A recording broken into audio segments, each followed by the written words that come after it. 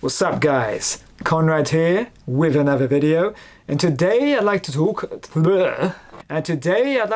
about a very special haircut which seems to be all the rage nowadays amongst the young men of today. Now every generation seems to be defined by a particular hairstyle, and some of these hairstyles would be classic and iconic, and other times they would be, well, considered of its time and might not hold up so well today.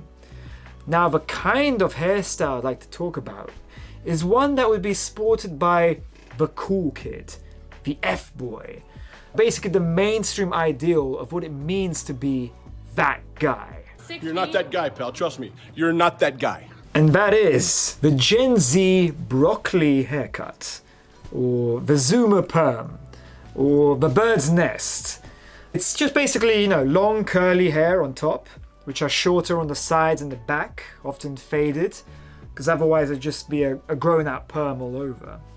And I seem to see, usually teenagers or 20-somethings-year-olds, when I'm out, a lot of them would have some kind of variation of this cut. They want to be seen as cool or trendy or tough.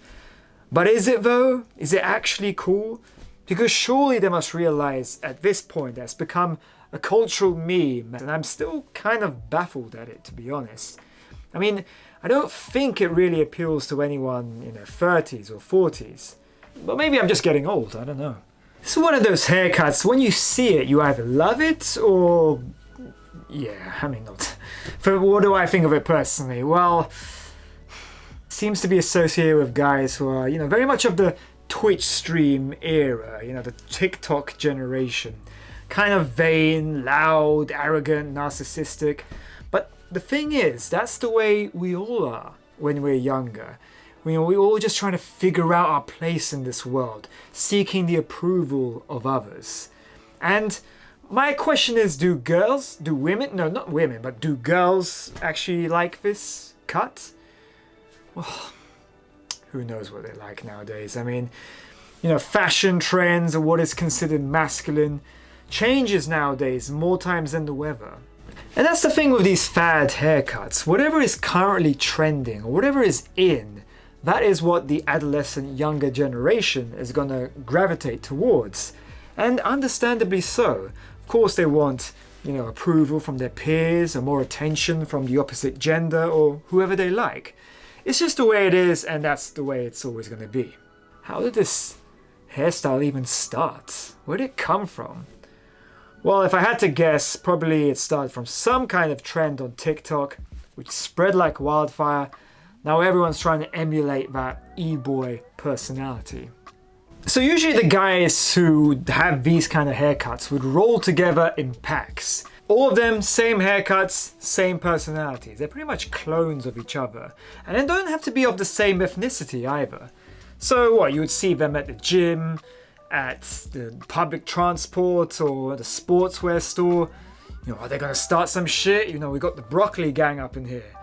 And it's usually, they just take a phone and, take selfies for the gram and fight amongst themselves. Usually the jargon associated with these guys would be phrases like, no cap, for real, on God, dead ass, this shit be bussin'. See, I can't even say that shit with a straight face. But, one must do the research in order to effectively assimilate. Sometimes, if you're lucky enough, you might actually spot one of these guys with a piece of ear jewelry, which would often resemble the cross, just to add a bit of that Jesus swag to their drip. Because on God, these guys be going to church on Sunday, as well as sending DMs to your daughter at the same time. And I know what some of you guys may be thinking, like, dude, it's not like you could pull off this hairstyle, even if you wanted to. And yeah, well, fair enough. But the thing is, you get to a certain age, not all hairstyles are going to either be physically possible or congruent to your personality. And here's the thing, if you happen to naturally have thick, curly, wavy, coarse hair, then fair enough. This hairstyle might actually work for you if you so choose to have it.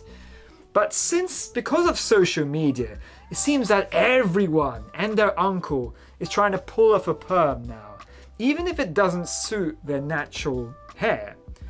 Like I even see, European guys, Scandinavian guys, with very fine, thin, blonde hair, try to pull this hair off. And it just looks messy, like why even bother? Hey, why don't you do me a favor and go get yourself another perm and let the grown-ups talk? For your information, my hair is naturally curly. No, it's not. Yes, it is. That's a perm job all the way. Touch it.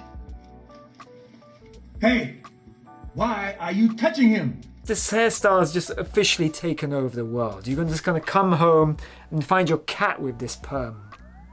Perhaps there are more practical reasons as to why this haircut's so popular. Maybe it accentuates the jawline or brings out the facial features more. But more likely, it's just the more widely approved haircut for those who want to be TikTok influencers and gain that much needed clout. When I think of the 2020s, this hairstyle just takes the cake. But why don't we go back in time a little bit and explore other haircuts which defined different generations? The 1950s, we have the pompadour or quiff. Very polished, sleek, and typically combed, often associated with the likes of Greases, Elvis Presley, and James Dean. Hell, why not add a ducktail to the look also? This would probably be one of my favourite styles, to be honest. I think it can still work today, providing you have enough hair to pull it off.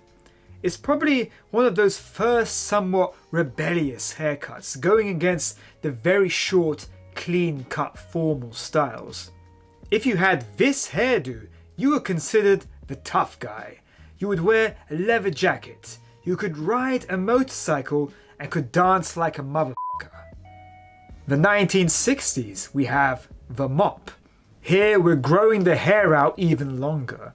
Think of the Beatles and the Rolling Stones. Got a bit of a hippie vibe going on, rebelling against the system even more. Although getting more in touch with your feminine side, getting into more new age philosophy and psychedelics. The 1970s, we have the shag. Great name. Yeah, baby! Here, we're just going all out. Who gives a damn at this point? We're not trying to impress anyone. This guy gets all the women and does all the drugs. And obviously plays the guitar like a pro. The 1980s, we have the mullet. Another one of these styles that must stay in the 80s and never make a comeback. They thought they were being edgy and creative or alternative, but it's very much defined the 80s, mainly because of how tacky it is. But unless you're John Travolta or Rob Lowe or Don Johnson, it's not particularly easy to look cool with it. If you see someone today with this cut, then he obviously spends way too much time in Shoreditch. The 1990s, we have the curtains hairstyle.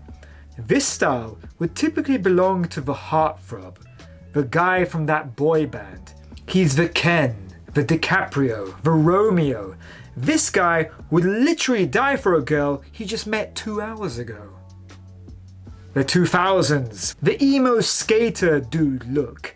This guy likes to play Tony Hawk video games and listens to a lot of alternative rock.